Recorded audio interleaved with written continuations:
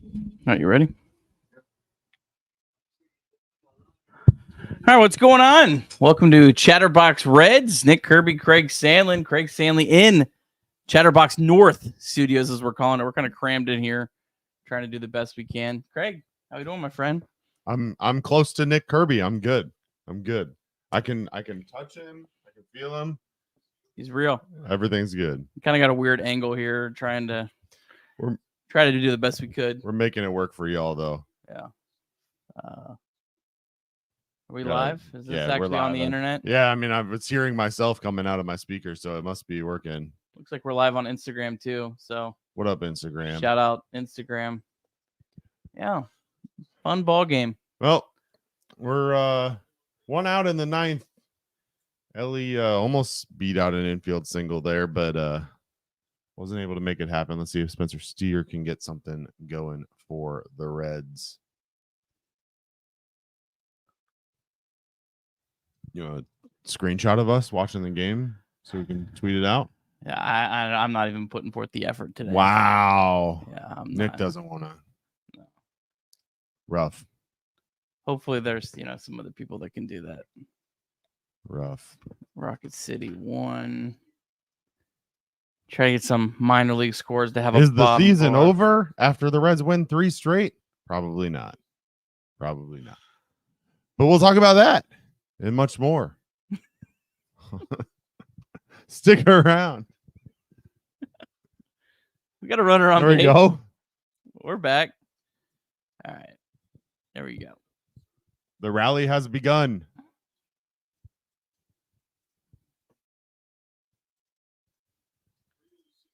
So many tabs open.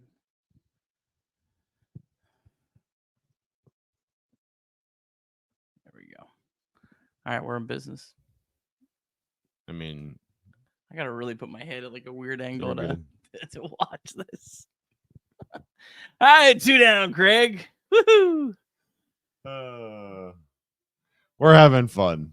What else you gonna do? We're watching Reds baseball. How bad can life really be? It's true.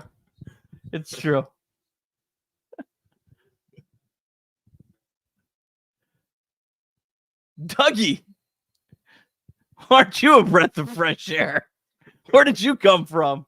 Thanks for watching, Dougie.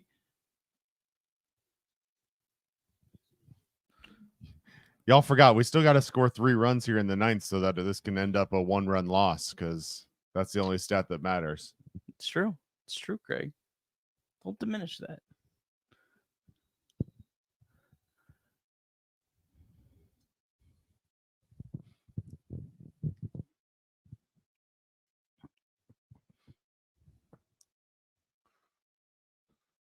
Oh.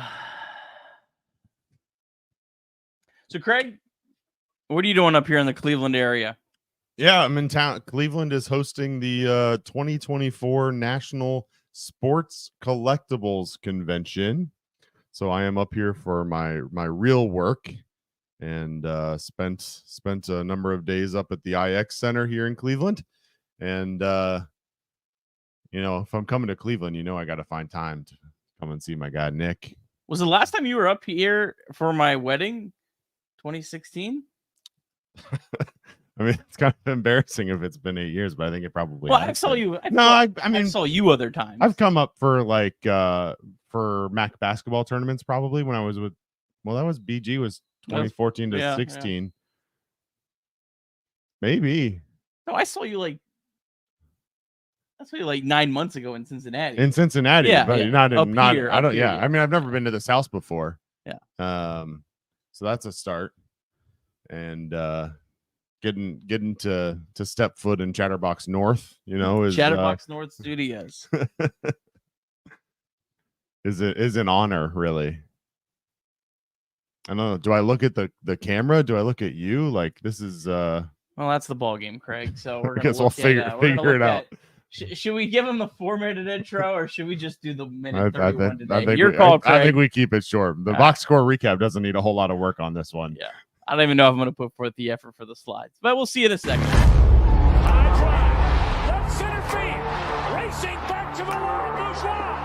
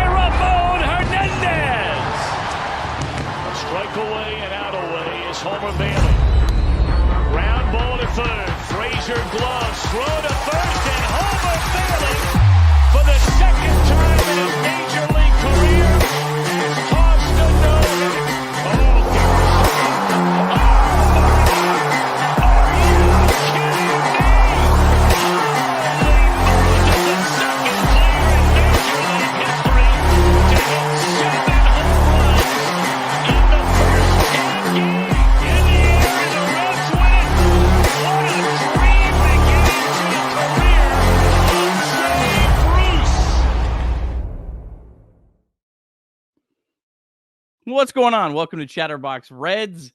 Nick Kirby joined by my pal Craig Sandlin live. Chatterbox Sports Studios North, lovely east of Cleveland, Ohio.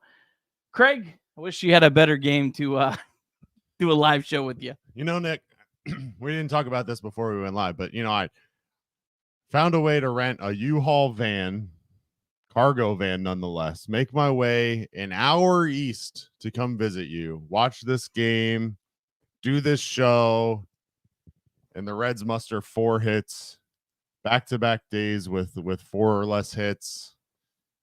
Don't scrap across a run at all. And as we know, this show is bound to be a beauty, and the chat, I'm sure, is absolutely beside themselves. So it's going to be a fun one. I'm sure we'll talk a lot about today's game. Talk a little bit about some news from around the MLB. Some news breaking earlier today that we will touch on that I know some Reds fans were keeping their eye on. So yeah, I think it'll be an all right show, even though the outcome of the game, not exactly what we were looking for. Yeah, we'll find a way to find something to talk about. Not a fun game, certainly. A pretty ugly baseball game, but they play again tomorrow. So, Craig, you got a box score recap for us from this riveting ball game. Let's get into it. The box score recap, as always, brought to you by Nicholas P. Kirby. A day after picking up a 3-2 extra innings victory over Tampa Bay in the series opener, Andrew Abbott and the Reds were back in action looking for the series win and their 4th straight victory. Curtis Mead led off the bottom of the 2nd inning for the Rays with a single. Andrew Abbott would then walk Johnny DeLuca, putting runners on 1st and 2nd with no outs. Jose Caballero laid down a sacrifice bunt, moving the runners to 2nd and 3rd. And then Mead would score on a fielder's choice to Elly De La Cruz, and the Rays would lead 1-0 after 2. In the 5th, though, the Rays add to their lead as they get 4 straight extra base hits off of Andrew Abbott. Rays catcher Alex Jackson hits his 3rd home run of the season, followed by Yandy Diaz going to deep center. Then Ahmad Rosario and Brandon Lau both hit balls off the outfield wall to give the Rays a 4-0 lead and end Abbott's day. No outs in the 5th as Abbott exits. Tony Santillan enters for the Reds, keeping the score locked at 4-0. Abbott's line on the day, 4+ innings pitched, 8 hits, 4 earned runs, 2 strikeouts, and 2 walks. Buck Farmer would work a scoreless 6th and 7th, and Yasver Zulueta pitches a perfect 8th for the Reds. Spencer Steer would reach in the 9th, but the Reds fall 4-0 on the day to the Rays. They muster just 4 hits on the day and dip to 50 and 53. The Reds will look to take the series with the Rays tomorrow. First pitch scheduled for 11:35 on Roku TV. We'll talk a little bit about that in a little bit as well, so stick around for the rest of the show. Yeah, maybe the most riveting part of the show will be I'll try to explain to you how you can watch the Reds game tomorrow. Our deep drive of the day was, nothing. No home runs from the Reds. The DSL Rojos were no hit by the DSL Reds. I don't think Chattanooga's hit a home run. They're the only other team in action. So no deep drive of the day, but we're still proud to be sponsored by Deep South Commodities nonetheless. DSC is a leader in renewable commodities for biofuel production, specializing in used cooking oil collection, aggregation, and sales. Visit www.deepsouthcommodities.com for more information. Thanks, as always, to our friends at DSC. All right, so what do we talk about, Craig? I guess we start off with the Reds offense. Obviously, another pretty disappointing performance back-to-back days after the Reds, sure enough, went to Atlanta and the offense played really well. Just it's been an inconsistent season from the offense. I mean, I think that's kind of what you get when you have a middle of the pack offense. I think a lot of other people think a below average, a well below average offense. Either way, whether you're average or below average, you're going to have inconsistencies. And today was really a bummer against a pitcher you've expected the Reds to do a little better against. Well, I think what we've seen from the Reds so far this season is an inability to hit off-speed pitches. And again, they saw it yet again today. pitcher who the approach on the mound was to throw those off-speed pitches, and throughout the entire day, the Reds were unable to put any solid contact on the ball. I think realistically had 3 total hard hit balls off Zack Littell or Littell. I mean, and that's just not going to be acceptable in a 7-inning outing out of their starting pitcher. And eventually they're going to have to figure out how to hit off-speed pitching. I think that'll be one of the challenges for them as they continue to progress throughout this season and look to move forward. But only getting one hard hit from Will Benson, one from TJ Friedel, one from Ellie, and one from Jonathan India is not going to get the job done. And I don't think all 4 hits were singles. The only runner that advanced to scoring position, I think, was Noelvi Marte on his stolen base. So not a great day offensively, and certainly something that the Reds are going to continue to have to figure out. And whether this trade deadline gives them an opportunity to add some offensive firepower or not is something that we'll figure out. But they're going to have to do something if they really want to progress and try to advance to the playoffs this year. Yeah, this wasn't a game where you can say, well, they got unlucky. I mean, they had 3 hard hit balls the whole day. So they just got, dominated by good old Zack Littell. Congrats to him and his family. I don't know what else more you say. It was just it was an ugly day from the Reds offense. You hope they can bounce back tomorrow. Andrew Abbott looked like he was pitching. Looked like it was going to be a good start from him. Kind of felt like, oh, this is going to be a start from Andrew Abbott where he goes 6 innings, gives up 2 runs. Reds, may not win the game, but, just another home start. And then it just really all fell apart really quickly in the 5th. He gives up the home run to the worst hitter in baseball and Alex Jackson on what looked like a pretty good pitch. It almost looked like Alex Jackson, when he hit that home run, his instant reaction was like, oh, I think I'm going to hit that ball out of the ballpark. He seemed as surprised as I think everyone was. And then it just kind of snowballed really quickly on him. Obviously, back-to-back home runs to Diaz. Rosario just missed back-to-back home runs. And then just out of nowhere, his day was done. I mean, I don't know. Abbott's had a nice year. I have a hot take because there's not a whole lot to talk about. I wasn't sure if I wanted to deploy this or not.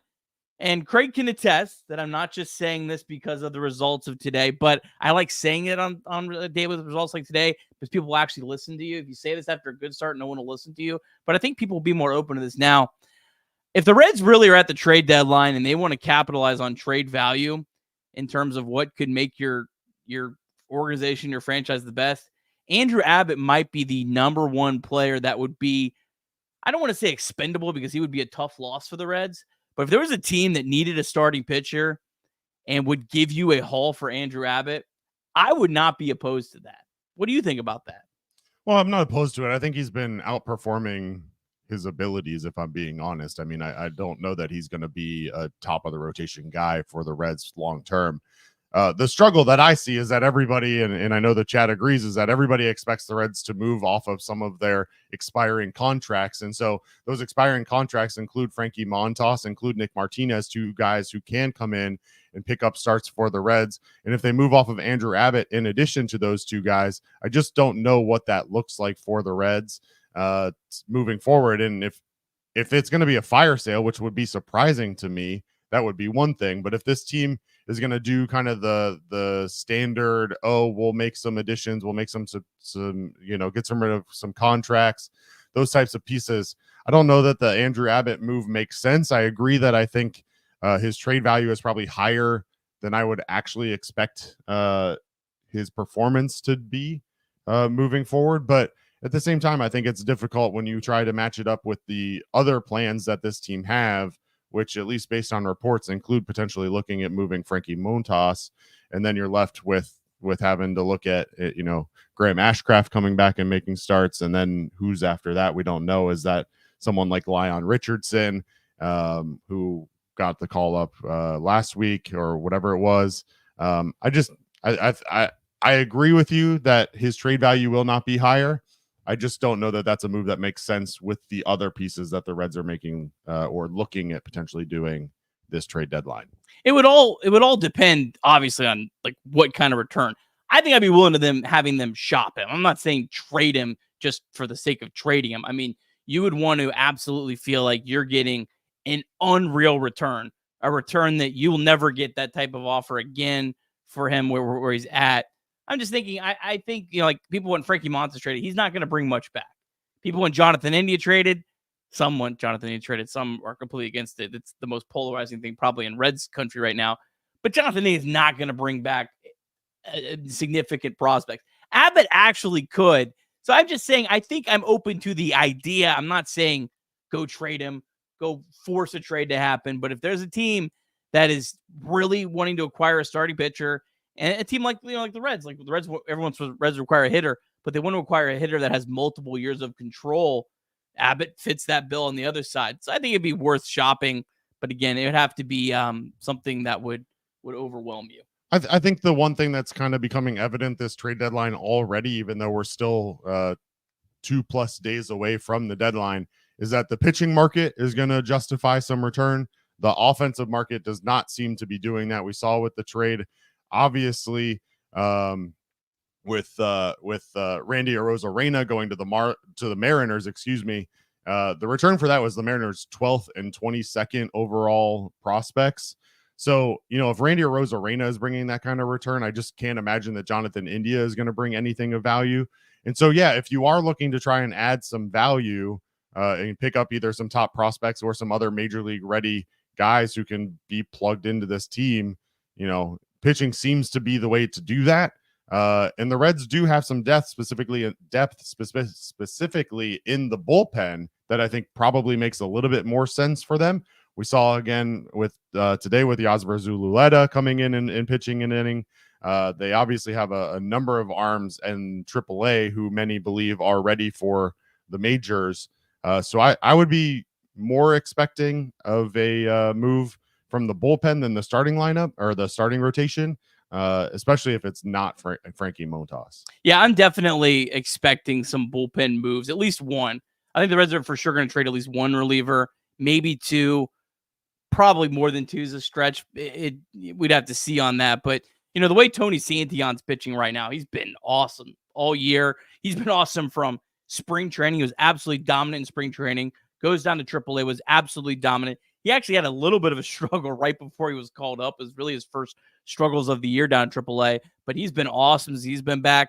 Yasser Zululeta. I mean, just the combination of these guys, and you saw Zack Maxwell down at AAA, it just seems like the Reds have to capitalize on the market for relievers. Either they trade Lucas Sims or they trade Buck Farmer. I'm not even completely against Fernando Cruz. Again, everyone wants to only trade your expiring contracts, but if you're on the other end, I always want to look at trades from the other team's perspective. If you look at it just from the Reds' perspective, you're going to have blinders on towards of what you can get in return and what's actually makes sense. Other teams are going to look at the Reds relievers and they're going to go, I want Fernando Cruz because he has multiple years of control. Or maybe I even want Alexis Diaz. And not saying the Reds need to trade those guys, but if they're getting way more value than they feel like they're worth to the Reds over the next however long they have them still under contract, those are the trades that I think make the most sense to do. Capitalize on players. Sell high. Like Lucas Sims, if you get a team that's going to give something away from him, yeah, that's fine, but you're not selling high on Lucas Sims. So that'll be interesting to see what the Reds do with the relievers. But yeah, I expect at least one, maybe two gets traded by Monday. Outside of that, it's really anyone's guess. I hate to put emphasis on a game on July 28th, but what the Reds do tomorrow might determine if they trade Jonathan India or not. And maybe I'm completely full of hyperbole when I say that, but the Reds are 5 out of a wild card spot right now. That's where they're going to end the day because the other team's already played. If you fall to 6 back, I mean, your chances just become so much slimmer. You win a game, you somehow pick up a game, you get to 4 back. It's such a big swing as to where you're at on Monday morning. I don't know. Tomorrow could really, honestly, I think, decide if they trade Jonathan India or not. Well, and I think we can get some insight even more into the reliever market here soon. There are rumors circulating now that Pete Fairbanks, the Rays closer, did not pitch in today's game because he may or may not be involved in a move to the Yankees. And so we're going to get some really good insight into what a quality reliever can bring in the open market and in the trade market. So, there have been conversations. Is Lucas Sims a tradable piece? Is someone like Fernando Cruz, someone that you want to move on from at his high, or Alexis Diaz to a team that needs a closer, and then you move Cruz into the closing role. There's a lot of options for this team, and I think a lot of it, as you said, will kind of be determined by return. But we're going to get some insight pretty quickly if the rumors are true of Pete Fairbanks being potentially traded to the Yankees. And again, the Yankees are a team that had a closer. I mean, Clay Holmes has struggled of late, but was really solid early on in the year. And so for them to be going out and potentially adding a closer just shows you how valuable those pieces really are to teams that are in contention.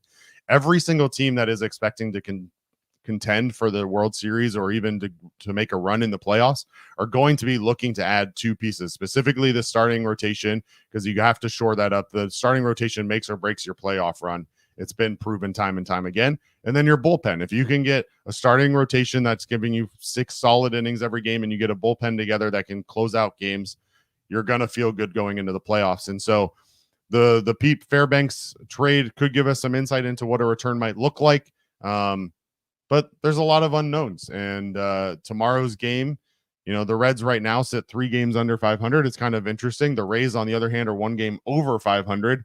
And we're already seeing that they're sellers right now. Obviously, the MLB standings, the Rays are, in fact, farther out of contention than the Rays due to the AL being a little bit more top-heavy than the NL. But, you know, nonetheless, it's just interesting to see how quickly things can swing. You know, we're also talking about a Reds team that won 3 straight before today. And so this road trip with a win tomorrow can turn into a 4-4 road trip, and it doesn't sound so bad. But right now, you're staring down the gun of potentially a 3-5 road trip against a team like the Rays, who are clearly selling off, and that sounds a little bit more harsh than 4-4. Yeah, it's kind of wild how the Reds would get to a 500 road trip, not 4-4. We're missing a game, aren't we? No, it'd be 4-4. Yeah, 4-4. Yeah, because the game got canceled. Yeah, if the Reds had won 2 of 3 against the Nats, they split against the Braves and they lose 2 of 3 to the Rays, I think people feel better than actually how it somehow turned out. Just kind of the weird thing. Quick note before we talk about game time. Wife chimed in on the chat. You stayed with us on a move in this area since the wedding, so you have been here. Wives know everything. When I was moving from Green Bay to Hartford, maybe. Yep. All right. So there was a time was that this house or the old house though? That was the old house. Yeah, the old house. Yeah. But it was since then. So wives know everything. All right. Per usual. All right. Reds are back in town on Monday against the Chicago Cubs. I think you should head down to the ballpark. Going to be a fun series.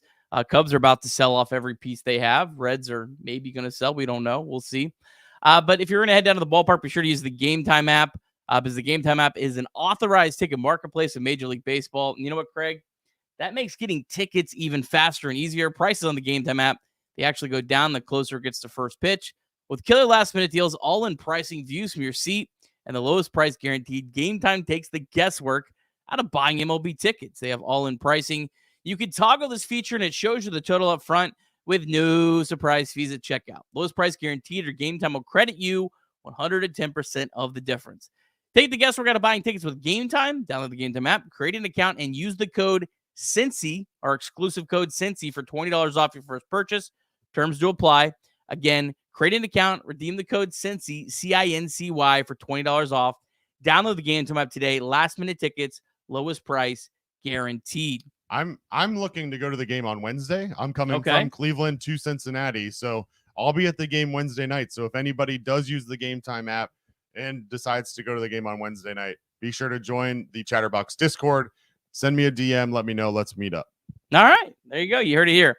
And we also want to remind you that you can call or text 988 anytime at all, day or night. The 988 Suicide and Crisis Lifeline is a place to get support for anything related to mental health, whether you're in an immediate crisis, simply wanting to find out how to connect with care, or anything in between. It's a 100% confidential, secure, and anonymous way to reach out when you don't know where else to turn. To connect, call or text 988 or visit mantherapy.org to get help. It's okay not to be okay. All right. Back half of the show. What else do we want to talk about, Craig? I guess Jazz Chisholm was traded. I know that was the topic. I tried to keep up with the other news. It's kind of hard to try to watch a Reds game enough to talk about, get things ready to stream and also follow breaking MLB news. I do the best I can. I don't know if there was any other trades that happened, but Jazz Chisholm, I mean, I wasn't like against Jazz Chisholm. I thought there was a lot of people that were like, Jazz Chisholm would be terrible for the Reds, terrible for the clubhouse. I don't know if I agree with that. I think he probably would have been fine. I just don't know if Jazz Chisholm like would have made sense for the Reds, just because number one, I don't think he's as good as TJ Friedl. He's only played center field since he got moved to the outfield. I don't. So you'd have to move him to a corner outfield spot or move TJ Friedl off center field. I don't think he would have made sense for the Reds. I don't know. Do you have any thoughts on Jazz Chisholm? Well, I think it makes a lot of sense for the Yankees. Aaron Judge, not exactly a true center fielder, right? The Reds, on the other hand, have multiple guys who have shown the ability to play center field, and not only TJ Friedl, but Stuart Fairchild has shown the ability to play center field, and obviously Will Benson also defensively has been really good for the Reds and has played center field some. So I don't know that Jazz Chisholm really made a ton of sense for the Reds specifically, but in return, for those that haven't seen, it is official now based on a press release from the Miami Marlins. In return, they receive catcher Agustin Ramirez, infielder Jared Cerna, and infielder Abraham Ramirez.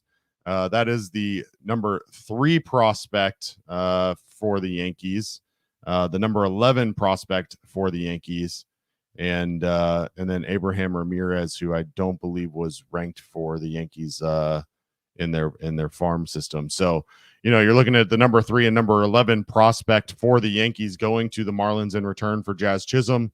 Again, that kind of return, I don't necessarily know that it makes sense for the Reds to be making that kind of move.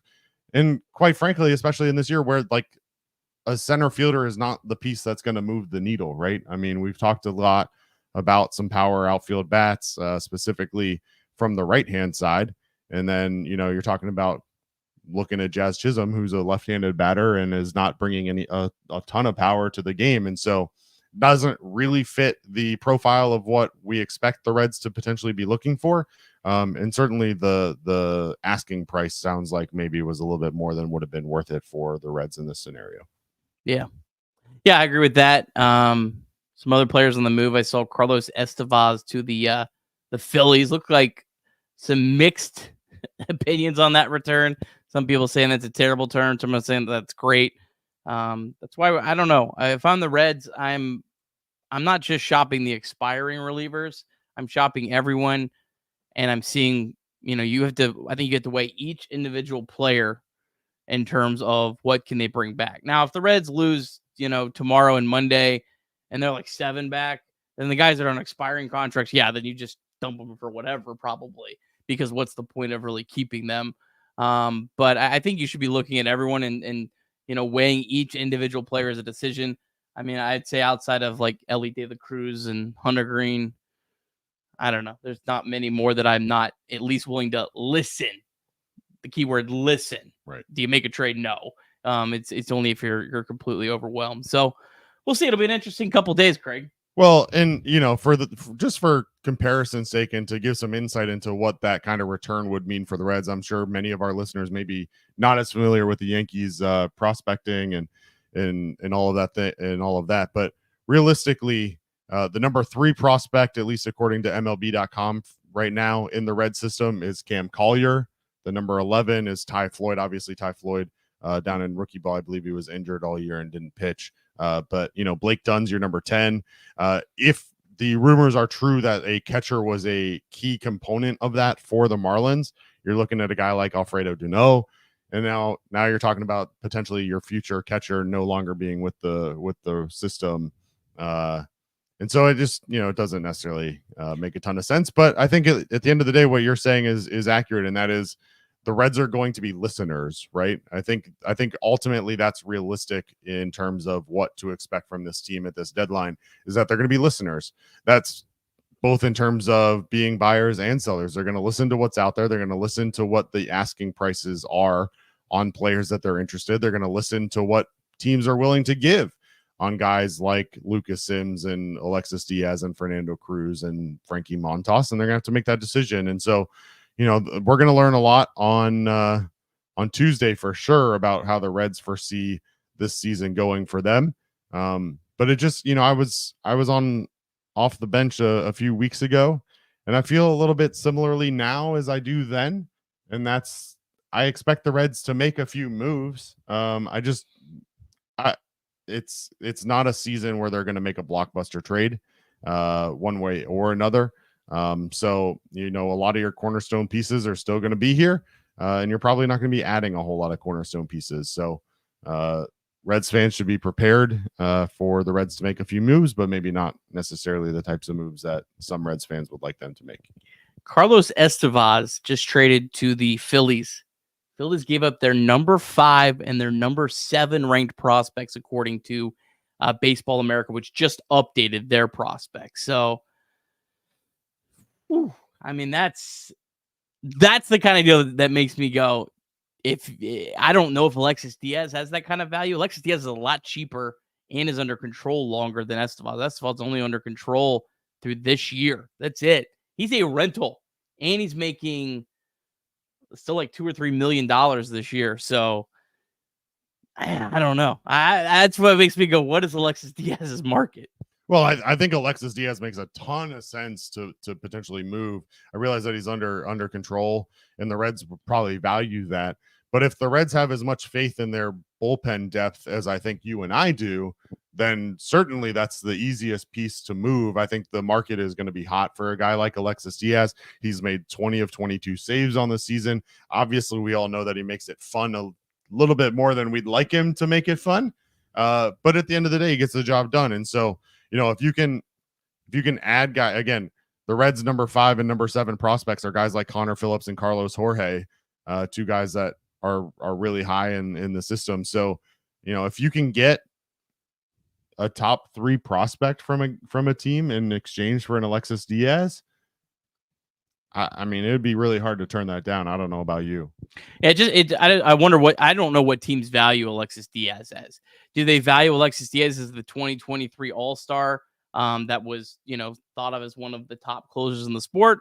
Or do they look at his overall numbers this year, 4.34 ERA, 4.16 FIP, and say, wow, that's not good enough to make a trade, even though he's pitched a lot better than, those numbers indicate. And when he has been given opportunities where he kind of was forced to succeed, or, he's gotten the job done a lot more times than not. So I don't know. Again, it makes this interesting.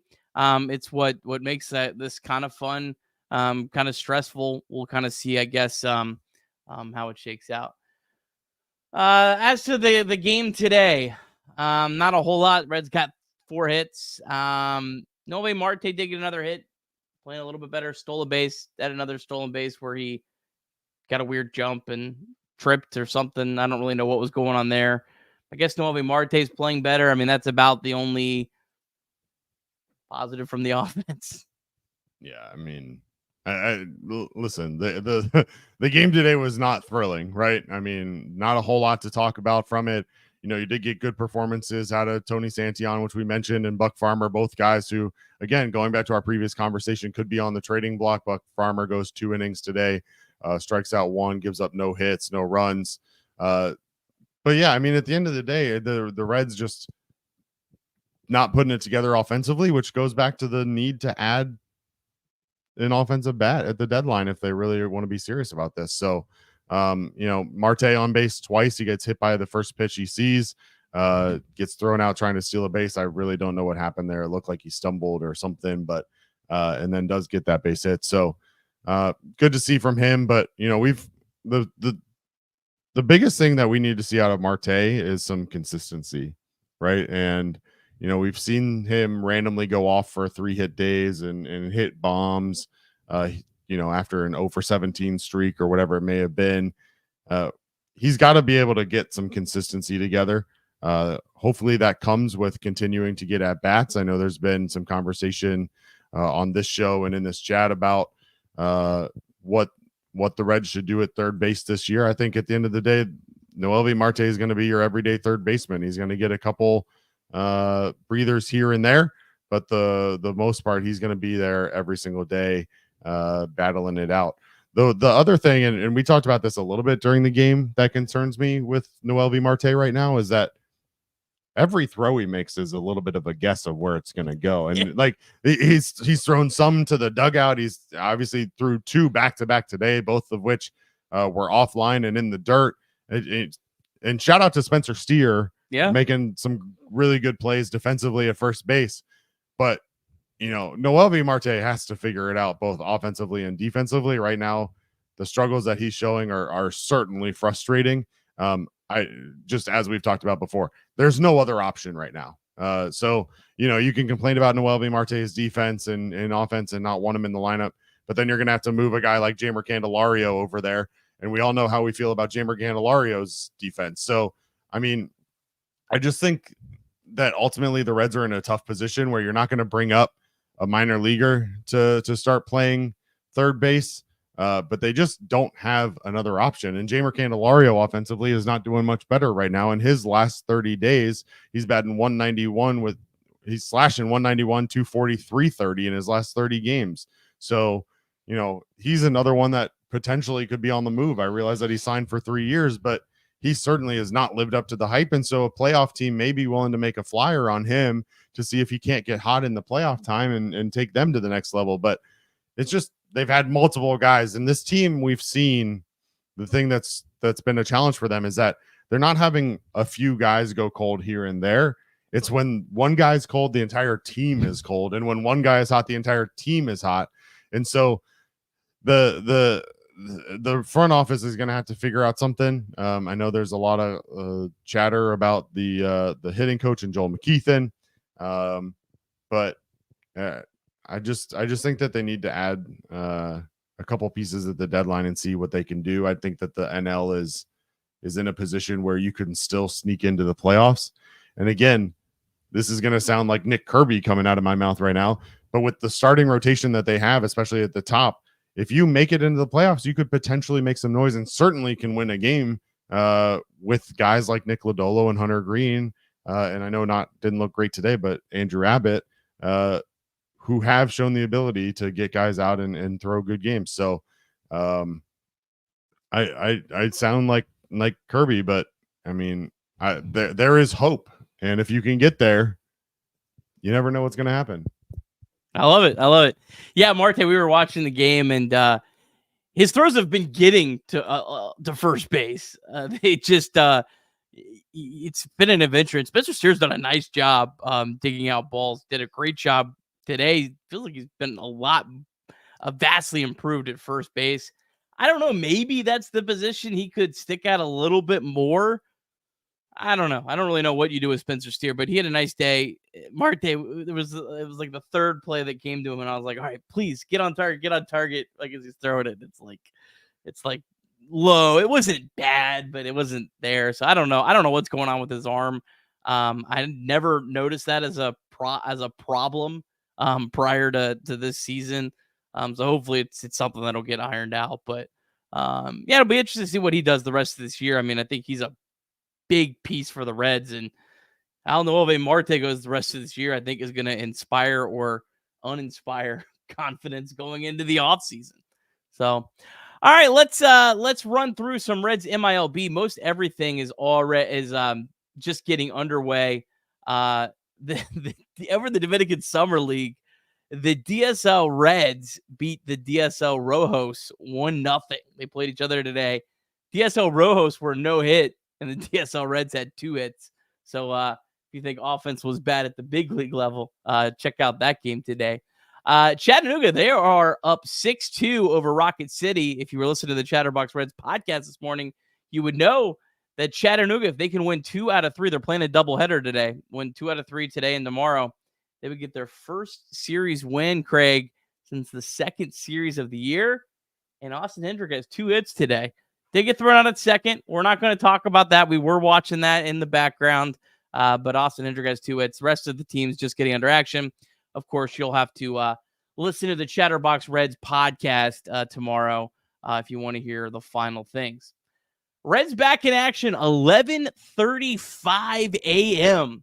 on Sunday morning. Hunter Green going for the Reds. Rays have not yet announced their starter. It most likely is the lefty Tyler Alexander, either as a starter or as a bulk pitcher. He actually just got recalled through 3 shutout innings in Toronto earlier this week. No walks, 4 strikeouts. But he's got a 5.88 ERA and almost 60 innings in the big leagues this year. Only a 4.5 ERA at AAA. But I don't know if people remember Tyler Alexander or not. I wish I didn't have a memory that remembered this. But Tyler Alexander back in 2020, you might remember the Reds and Tigers played a doubleheader. It was the first ever 7-inning doubleheader, or the first one since like 1900. So I was something stupid like that. Well, Tyler Alexander struck out 9 straight batters in relief.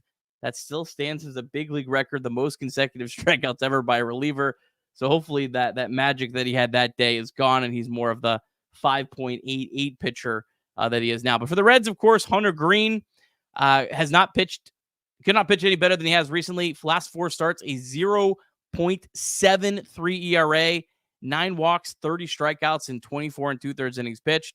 Green's pitched very well against the Rays, 1-0, career ERA of an even 1 in 2 starts.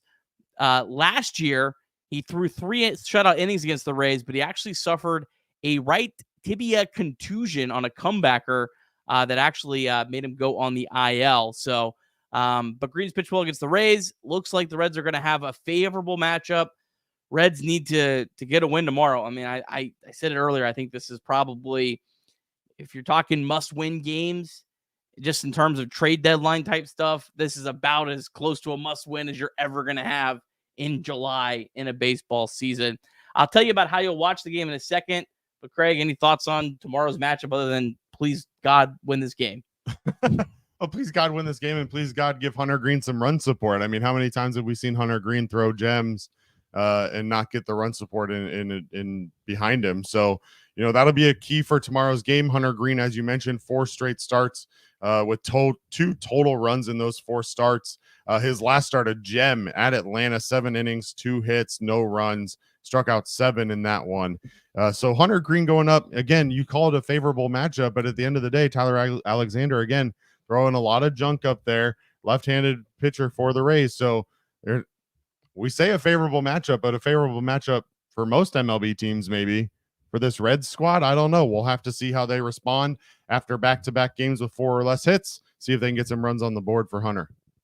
Let me see what the Rays do. If I was Kevin Cash, the Rays manager, I would probably try to have Alexander come in out in relief, and I would throw a right-handed pitcher to throw off the Reds lineup, because the Reds obviously have such a platoon dependent lineup. So it'll be interesting to see what they do. I would definitely, if he's your bulk guy, I'd throw a right-handed pitcher at least to start the game. I don't remember who it was against, but someone against us threw an opener, and it was the same-handed pitcher as their bulk pitcher, as you call it, and same thing. I'm not the manager, so take this for whatever. David Bell notoriously sets his lineup for whatever the starting pitcher is. So if the Rays expect to go with Alexander as a bulk pitcher tomorrow, they should absolutely throw a right-hander for the first inning, list him as your starter, throw 3 batters, and then bring in Alexander. But actually, if you're listening to this, Kevin Cash, that's a terrible idea. The Reds would never fall for something silly like that at all. But yeah, it just for sure it'll be an opportunity. But again, with Hunter Green on the mound, an opportunity to get to 500 on the road trip, opportunity again to work back towards 500. And again, I think this team has the potential to get to a point where it can be competing for a playoff spot. We'll see how it goes. Yeah, the Reds win tomorrow, as down as people are right now. This is one of the best weeks of the season. I mean, you go 4-1 against the Braves or the Rays on the road. I mean, that's a pretty good week. Both teams are above 500 teams, so on the road. So look, it's a big game tomorrow. Good matchup for the Reds. Hopefully they can capitalize on it. Every game is its own entity. We've said that many times. So you'll have to see. Now, how do you watch this game tomorrow, Craig? That's what everyone wants to know. So the game is free. It's on the Roku channel. So if you have a Roku TV, like I know a lot of people do, I do, it's easy. You go find the Roku app. It's installed on your TV. You may not even know it's there, but it's there. Find the Roku app, click on it. It's free. That's literally all you have to do. It's super easy.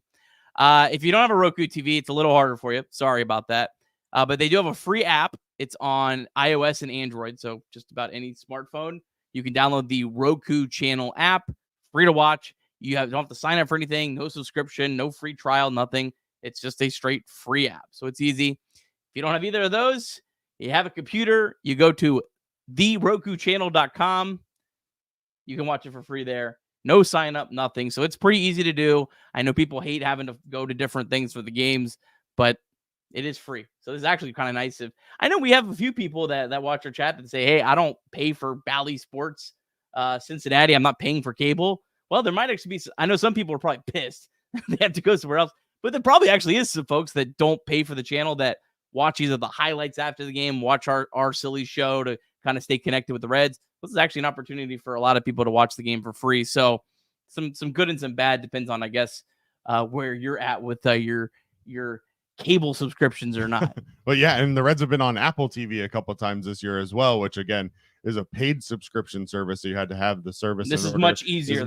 Easier for that. So no real excuse. If you can sign on to YouTube to watch this show or download this podcast on Sunday morning, you can certainly take the time to visit therokuchannel.com. I think it's easy enough. I believe in you. I think you can find it out.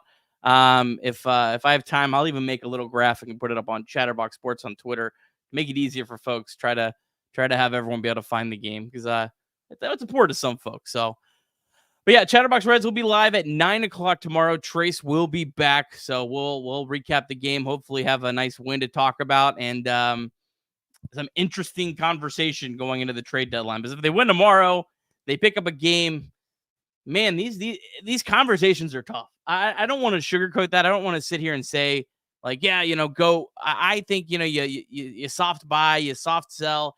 It's tough. The Reds are in absolutely no man's land with where they're at in the standings right now. And I don't envy, like I said the other day, I don't envy the front office, because you're almost in a situation where you're damned if you do, you're damned if you don't.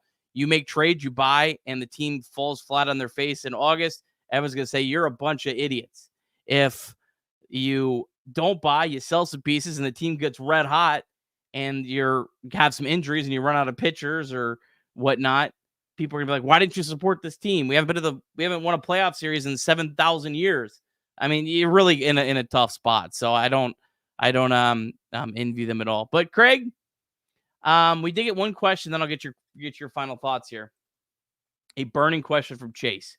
Chase needed to know this answer about the March Madness bracket right here. I know that let me put full screen. There we go. The March Madness bracket right here. I know you don't usually see it because I have more of a straight shot back, but because of where we are. So every year, pro tip, if you're a college basketball fan, no free ads, but shout out to Staples. You can order a blueprint. It has to be a blueprint. It cannot be a poster, because a poster is like $40. But you can get a blueprint for like $10 from Staples. You send them the PDF of the bracket. They'll print you out a nice big one. This is not my picks. I just fill it out as I go. It makes the tournament experience more enjoyable to watch, having a nice little bracket that you kind of fill out as you go. So that's what that is, Chase. So used to working with Trace. It's just on my mind.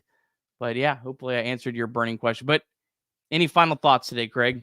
If you know Nick Kirby, you know his passion for college basketball. So this being on the board, not surprising. The fact that it's still up in July, the end of July. No, I'll replace it next March with the new one. It stays there. It's a reminder of the greatest sporting event on planet Earth. And it just stays there all year. And it'll be replaced in March. And he's been doing it for as long as I've known him. I've known him for, I don't know, what, almost 20 years? I don't know. A long time. That maybe not 20 years. 15 years? Man, a long time. He's been doing it a long time, okay? It's closer to 20 than I thought it was. It really is. Really is. Look, Reds shut out for the 8th time this year. You know who's never shut out? The board. Always filled out. Never misses a game. He's got the scores on here.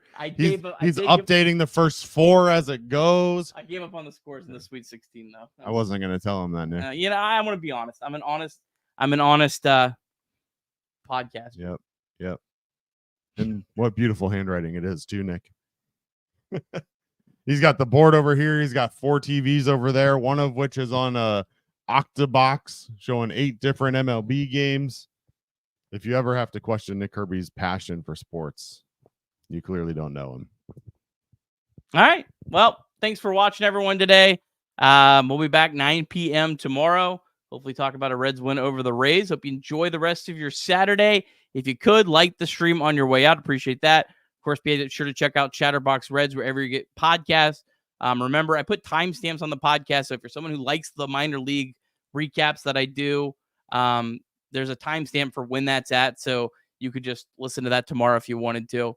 If you hate minor league baseball, well, then I'm sorry. Just like the podcast or give us a 5-star review or whatever you do. So anyways, have a great day. We'll talk again soon.